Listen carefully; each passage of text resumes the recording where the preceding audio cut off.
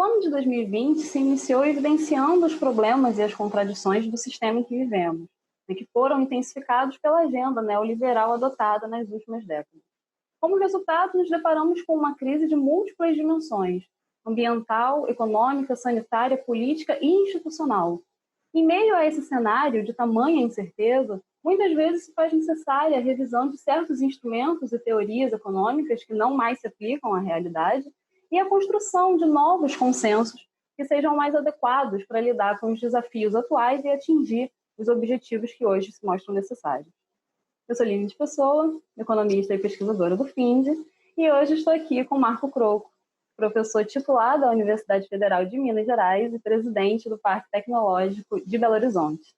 Croco, muito obrigada por você ter aceitado o convite do FINDE. É um prazer poder conversar com você aqui hoje. O prazer é todo meu de poder estar aqui pela segunda vez.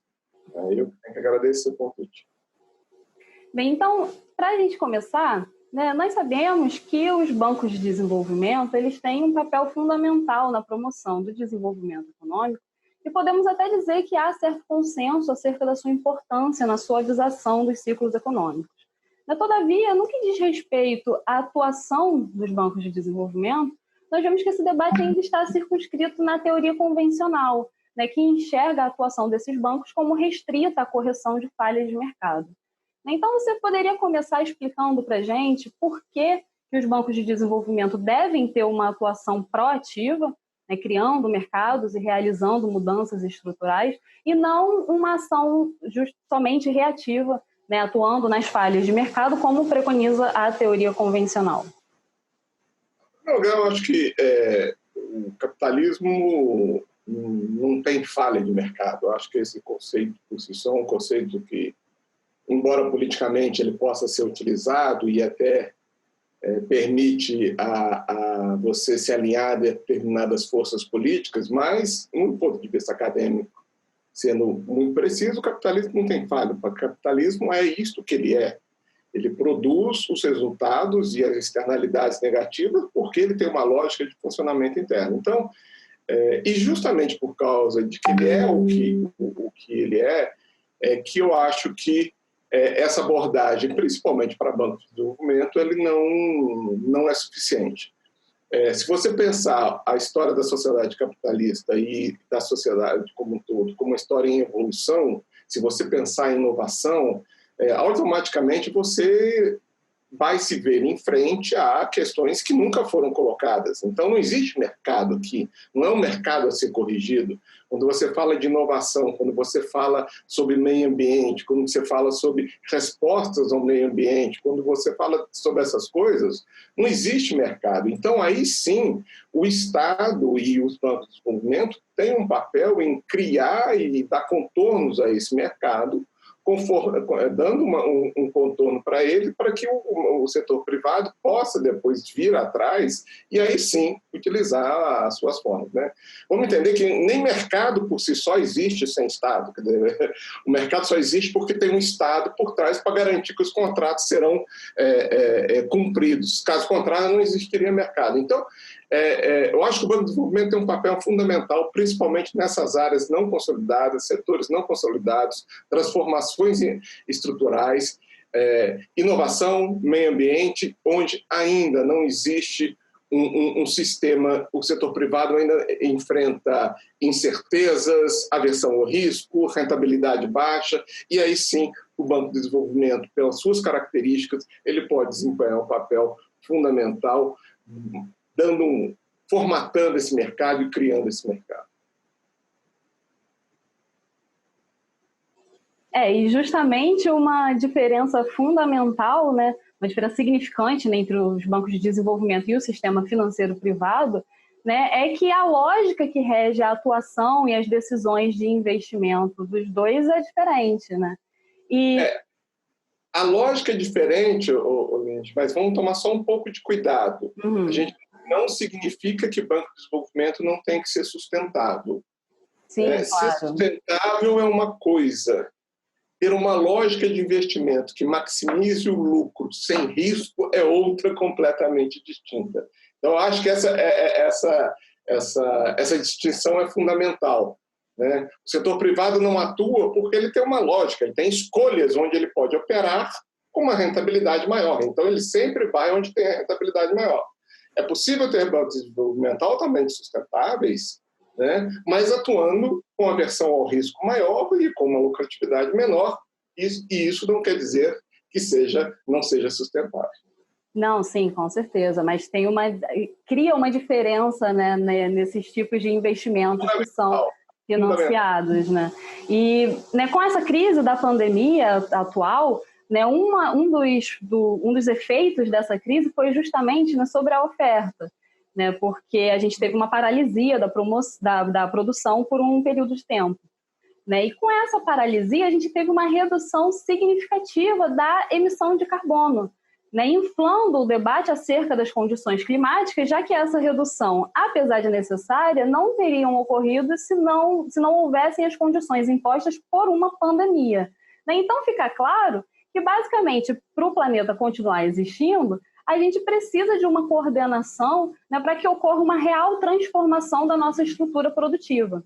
Só que, por um outro lado, né, a gente sabe que realizar essa transformação não é uma coisa trivial, né, porque existem diversos setores que eles vão ser diretamente afetados por essa transição e por essa mudança, né? Então, levando em consideração esse cenário, né, das mudanças climáticas e essa necessidade de transformação da nossa estrutura produtiva, qual que seria, então, o papel dos bancos de desenvolvimento nesse processo de transformação, né, para métodos mais sustentáveis, né, de produção e de consumo? Eu vou começar reafirmando o que você já disse na introdução da pergunta. O processo de luta contra a mudança climática, contra o aquecimento global, o processo de atingimento das metas colocadas pela COP21, sem dúvida alguma, vai requerer, um esforço significativo, coordenado de várias instituições, né, e vários atores da sociedade, um só não dá conta, e vai impor-se uma transformação produtiva muito elevada. Para se ter uma ideia, para se atingir os objetivos da COP21, a gente tem aí cerca de 60% das reservas de carvão que hoje existem no mundo não vão poder ser exploradas e 1/3 das reservas de petróleo não vão poder ser exploradas, senão você ultrapassa a cota máxima de emissão de carbono que pode ter para atingir essa meta. Imagina o que isso significa, o impacto na economia de você chegar para setores que são altamente intensivos em emissão de carbono, setores que hoje, não é o caso brasileiro, mas parte significativa do mundo usa carvão ainda. Setores que usam petróleo estão alavancados no petróleo. Não só alavancados no petróleo, né, também o mercado de petróleo, futuro do preço de petróleo, é todo derivativo. Então, você tem um impacto no setor financeiro muito grande e você tem um impacto, sim, significativo nos ativos e na rentabilidade de vários setores industriais, o que vai gerar um grande impacto em termos de renda e de emprego nesses setores e, consequentemente, um impacto financeiro, né, para aqueles bancos que estão financiando esses setores. Então, é uma transformação, um impacto muito grande que requer uma ação coordenada. Banco Central, política fiscal, Banco de Desenvolvimento, política industrial, vários setores coordenados. Os bancos de desenvolvimento, dada a versão deles, né, ao risco ser menor, porque eles têm um mandato a cumprir, eles podem não só atuar no sentido de financiar esses novos setores, mas como também pode ser um mecanismo de reestruturação desses setores que vão perder, né? Então, ele pode atuar dos dois lados, tanto no processo de reestruturação daqueles setores intensivos e que geram empregos hoje intensivos na emissão de carbono, como também na criação de todo um setor de energia de baixa emissão de carbono. Só para você ter uma ideia dessa dimensão dessa transformação, mesmo que a gente quadruplique hoje as fontes de energias renováveis, se a gente não diminuir não diminuir o que está sendo produzido hoje através de energia fóssil, né, de combustível fóssil, a probabilidade que a gente chegue em 2050 com quase 6% de aumento na temperatura é de mais de 50%. Então, isso dá uma ideia da pancada, para dizer um termo, que tem que ser dada, e é um processo de reestruturação produtiva, industrial, geográfica, de geopolítica, porque tem regiões que ganham, tem regiões que perdem, tem setores que ganham, tem setores que perdem. Então, é um processo de transformação que requer, não só no nível nacional, mas também no nível mundial, um processo de coordenação muito grande, porque vão haver perdedores, como também vão haver ganhadores. E o Banco de Desenvolvimento tem um espaço aí muito grande nesse processo, quer seja financiando a baixa emissão, quer seja facilitando a reestruturação daqueles setores que serão atingidos. Bem, então, como você disse, é realmente uma transformação muito profunda, né? Então, para a gente terminar, eu vou pegar essa questão da transformação ser uma transformação muito profunda e vou terminar com uma provocação, né? Porque quando a gente fala, né, dessa transformação, né, existem algumas coisas que a gente tem que levar em consideração, né? A gente precisa considerar que estamos em um regime capitalista, né, que nesse sistema que estamos inseridos, né, o objetivo final ele é sempre a maximização do lucro. Né? A gente também precisa considerar que o Estado ele é justamente um local de disputa de interesses, né? Então, mesmo que a gente viva num Estado democrático, né, a gente sabe que as diferentes parcelas da população elas têm, né, um poder e influência, níveis de poderes e influências diferentes, né, sobre a tomada de decisão das políticas públicas, né? Além disso, também estamos numa economia financiarizada, de modo que o sistema financeiro ele tem uma maior dominância sobre a economia. E como você disse, essa é uma transformação que necessariamente vai ser muito profunda. Então, necessariamente, ela também vai ter um impacto muito profundo dentro desse sistema, né, que nós vivemos. Então, tendo tudo isso em mente, você acha que é possível enxergar que essa mudança vai ocorrer sem um rompimento com as relações sociais de produção capitalista? Bom, uma coisa eu tenho certeza, nenhum modo de produção é eterno. Se você olhar a história da humanidade, nós temos vários modos de produção que sempre são suplantados pelo próprio desenvolvimento e dinâmica da sociedade, pelo próprio progresso da sociedade, que necessita novas formas de relações sociais, novas formas de produção. E isso é a história do feudalismo, do capitalismo e de outros modos de produção. O capitalismo ainda é muito novo comparado aos outros modos de produção que nós tivemos antes. Então, eu acho que de fato, em algum momento, o capitalismo será suplantado por outro modo de produção. Se a mudança climática gera essa mudança, eu não sei. Aí eu não sei porque o próprio capitalismo ele tem uma capacidade de se renovar mantendo as características do próprio capitalismo. O que nós temos hoje, e temos uma certeza muito grande, é que esse modo do capitalismo se relacionar, que nós vemos principalmente dos anos 80 para cá, que é diferente do modo que o capitalismo funcionava, se você pegar da Segunda Guerra Mundial até os anos 80, na Golden Age do capitalismo, né, o que nós tivemos agora, esse modo que podemos caracterizar aqui como neoliberal, esse modelo eu acho que ele está fadado ao fim. Eu acho que mais cedo ou mais tarde ele já vem caminhando. Não sou eu, Stiglitz, Rodrik, vários outros economistas de peso também têm a mesma opinião. Quer dizer, esse modelo ele criou, do ponto de vista social, uma desigualdade muito grande, não deu conta de resolver isso. Ele criou uma concentração de riqueza entre países e intrapaíses. Ele criou um dano ao meio ambiente que é próprio da própria lógica neoliberal. Vamos lembrar, claro, que uma característica fundamental da lógica neoliberal é o processo de financiarização, está no cerne dele, e esse processo gera problemas. Então, não é o processo, não é através da financiarização, da comoditização da natureza para você emitir bonds no mercado financeiro que você vai conseguir resolver o problema do meio ambiente e do clima. Então, eu acho que esse processo, sim, ele está com os dias contados.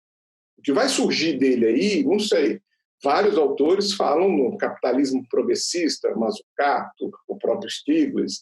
Tem hoje correntes que falam que você pode ter um capitalismo diferente, como você teve depois da Segunda Guerra Mundial, até o início dos anos 70, um desenvolvimento da humanidade muito grande, né? E possibilidade, pelo menos, a relação entre países diminuiu significativamente. Então, eu posso dizer o seguinte, o modelo neoliberal, da forma como ele está colocado, ele está fadado ele gerou desigualdade, ele gerou ataque ao meio ambiente, ele desmantelou instituições políticas. Vamos lembrar que também nós vivemos 3 crises: a da desigualdade, a do meio ambiente, uma crise política de representação da sociedade, que eu acho que, como as outras duas não têm entrega, você afeta politicamente, que permitiu o surgimento de populistas das mais variadas formas e que hoje nós vemos aí ataques à democracia. Isso é fruto direto, no meu entender, dessa lógica neoliberal. O que vai vir eu não sei. Confesso que eu não sei. E se isso é suficiente para questionar a lógica capitalista, entendendo a lógica capitalista que a propriedade privada dos meios de produção e esse meio de produção voltado para o lucro individual, eu acho que isso pode existir de outra forma.